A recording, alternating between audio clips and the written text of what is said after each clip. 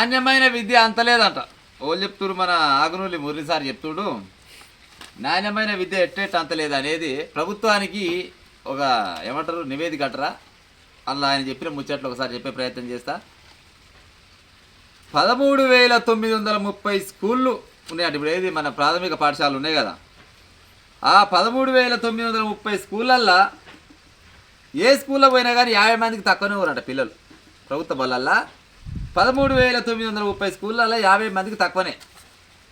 ఆ తర్వాత పోతే 4,235 బడులల్లో ఒక్కడే బడిపంతులట. 4,235 బళ్ళల్లో ఒక్కొక్క సారు ఉంటే సారో పంతులమ్మో అవుతుందా పని వాళ్ళతోటి? కనీసం 50 మందినే పెట్టుకోండి. 50 మందిలా ఎన్ని స్కూళ్ళు ఉంటాయి?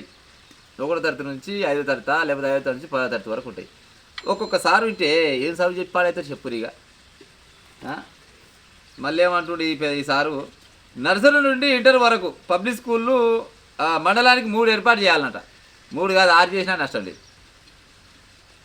632 మండలాలల్లో 2,750 కోట్ల రూపాయలు ఖర్చు అవుతాయి అంటే ఇది చదువు కోసం. 2,750 కోట్లు కాదు, ఒక 50 ఏమంటారు 1,00,000 కోట్లు పెట్టినా నష్టం లేదు చదువు మీద. విద్యా వైద్యం పైన మీరు 1,00,000 కోట్లు పెట్టినా తక్కువనే. ఎందుకంటే మీ జేబులకి వెళ్ళి ఒక్క జేబులకి వెళ్ళి రూపాయి పెట్టరు. ఇది అందరికి ఎరుకున్నాం వచ్చేటే. ప్రతి పైసా పబ్లిక్దే. పబ్లిక్ కష్టం చేస్తారు, పబ్లికే బిజినెస్ చేసుకుంటారు. వాళ్ళ పైన మా పన్ను మా కట్టవలసిందే. మీరు 2,000 కోట్లు కాదు 1,00,000 కోట్లు పెట్టినా తక్కువలేదు. విన్నారా? మళ్ళీ ఇంకేమంటున్నాడు ఈ మురళి సారు, ప్రభుత్వ బడులకు మినీ బస్సులు ఏర్పాటు చేయాలి. పక్కా ప్రభుత్వ పాఠశాలలే కాదు, ఏది ప్రభుత్వ కాలేజీలు జూనియర్ కాలేజీలు వాళ్ళకు కూడా మినీ బస్సులు ఏర్పాటు చేయాలి. ఏమవుతుంది? పనికిరాని ఉచిత పథకాలు పెట్టినప్పుడు మరి వీటిపైన తీసుకుంటే ఏమైనా నష్టం వచ్చిందా?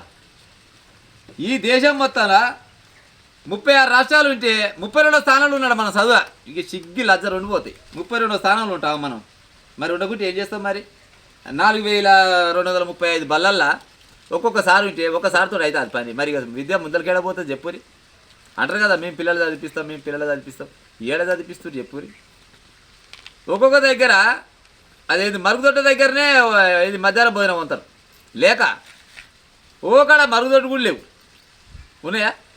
మరి ఇప్పుడు ఒక్కసారితోటి ఆయనతోటి బయట చదువు చెప్పాలంటే మరి లెక్కలు ఆయనే చెప్పాలి, సాంఘిక శాస్త్రం ఆయన చెప్పాలి, సామాన్య శాస్త్రం ఆయన చెప్పాలి, తెలుగు ఆయనే చెప్పాలి, హిందీ ఆయన చెప్పాలి, ఇంగ్లీష్ ఆయన చెప్పాలి. మరి ఒక్కరి పానానికి ఇంతమంది అలిగిస్తే ఏడన్నా పాడైతారు చెప్పురి. విద్యా వ్యవస్థ వెనకకు పోకుంటే 32 స్థానం కాదు, ఇంకా అంతకంటే ఇంకా కిందకుంటే ఇంకా ఆడ కూడా పడిపోవాలి. మరి ఓ గట్ట తలగబడదు మన దగ్గర. ఈ గిట్టోడి కథలు పడితేనే పోయిన సంవత్సరం ఏమైంది? కేసీఆర్ కాయకే ఆధ్వర్యంలో 10 ఏళ్ళల్లో దగ్గర 6,000 బళ్ళు మూతపడ్డాయి. మరి అంతే, మరి మూతపడతాయి. మరి ఇప్పుడు పిల్లలు ఏమనుకుని ఇసుకుతారు తల్లిదండ్రులు కూడా.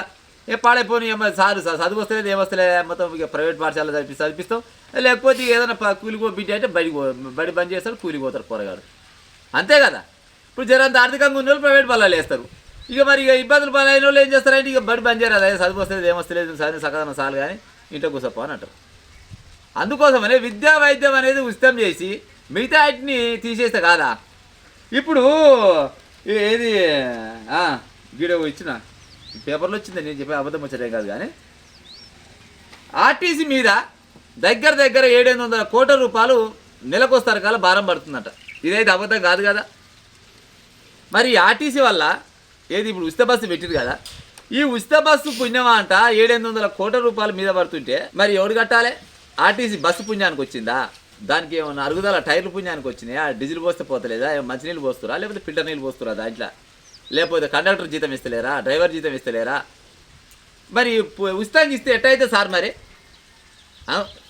ఉచితం అంటివి, మరి ఉచితం ఇచ్చినప్పుడు మరి గైడ్కి తగ్గించి గీటికి పెంచరాదు?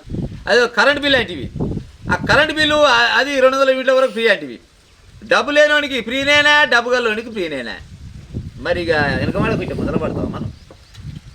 ఇప్పుడు మనకు 2 రకాలు ఉంటాయి. ఒకటేమో సంక్షేమ పథకాలు ఉంటాయి, ఇంకోటి ఏమో ఉచిత పథకాలు ఉంటాయి. ఈ సంక్షేమ పథకాలు అనేటివి ఇక తప్పదు. అది ఇక ముసలిళ్ళ పింఛన్లో కొన్ని రకాలు ఉంటాయి కదా, ఇక ఇవ్వవలసిందే. కానీ ఈ ఉచిత పథకాలని కనీసం తాత్కాలికంగా నన్ను ఆపే ప్రయత్నం చేయండి. జర రాష్ట్రం మెరుగుపడ్డదాకా ఈ ఉచిత పథకాలు అనేటివి ఆపురు. వచ్చిన నష్టం వచ్చింది ఏం లేదు అలా. వాటిని బంద్ చేసి ఈ చదువు మీద పెడితే ఏమైనా చక్కదానం వస్తుంది.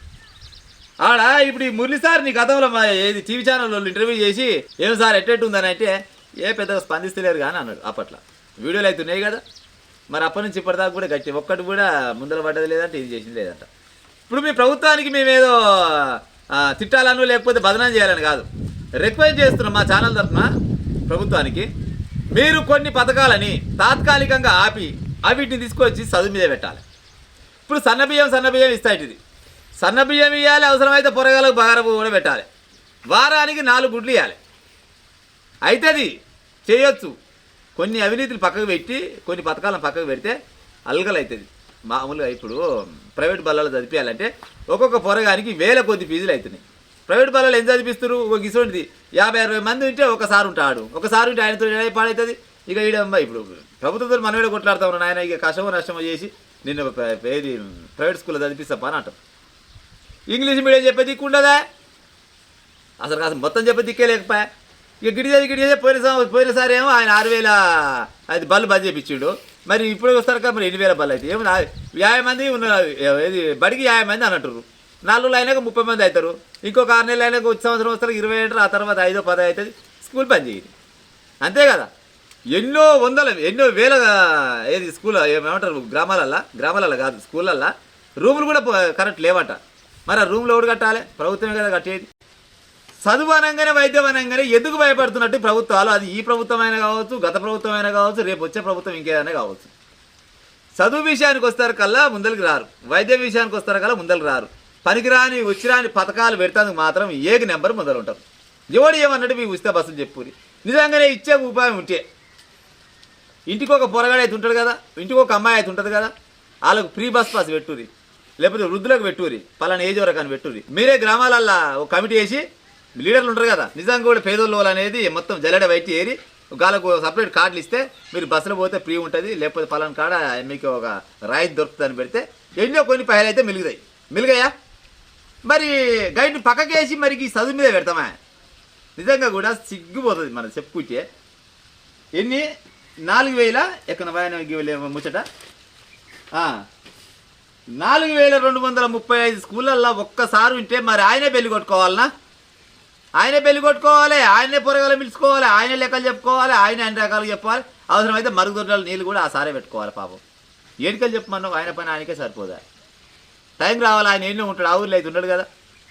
అందుకోసమనే రేవంత్ రెడ్డి గారు మీరు జర్రంత శ్రద్ధ పెట్టి ఈ పిల్లల విషయంలో ప్రతి స్కూల్లో అన్ని రకాల సౌలతులతోటి ఈ 5 ఏళ్ళలో చేసే ఉపాయం చేయాలి. ఎందుకంటే చదువు మించిది అయితే ఇంకోటి అయితే లేదు.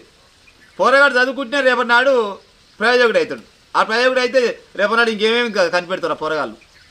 గట్ల ఉంటుంది. కానీ చదువుకు దూరం చేస్తే మహాపాపం. మీరైతే ఏమంటారు కదా, ఇక మీరు ఎన్ని జన్మలు ఎత్తినా కానీ ఇటువంటి పాపం అయితే ఇంకోటి ఉండదు.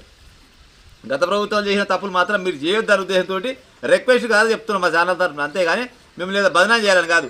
ఇది అన్నీ చెప్పింది మొత్తం ఈ ఆకునూరి మురళి అంటే ఆయన ఆధ్వర్యంలో కమిటీలు వేసి ఏ స్కూల్లో ఏమేమి లోట్లు ఉన్నాయి, ఏ స్కూల్లో ఏమి ఇబ్బందులు ఉన్నాయి, ఇవన్నిటి తీసుకొని వచ్చి ఆ మంత్రులకు లేకపోతే ముఖ్యమంత్రి దగ్గర కొనబోయినట్ట. మరి ఎట్ట చేసుకొస్తారో ఇక చూడాలి. మరి ఉంటా మరి.